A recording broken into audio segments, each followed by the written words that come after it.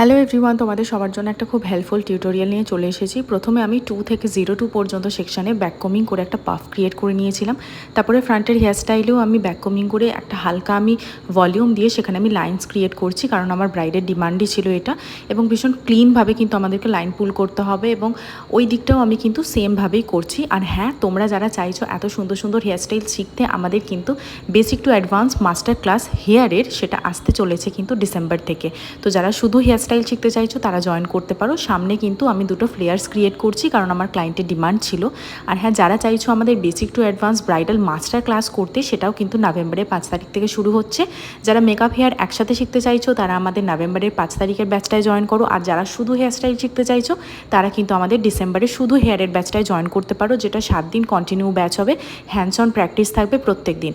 তো চলো, এই টিউটোরিয়ালটা যদি তোমাদের জন্য হেল্পফুল হয় তাহলে আমাকে অবশ্যই কমেন্ট করে জানিও। দেখা হচ্ছে নতুন কোনো ভিডিওতে।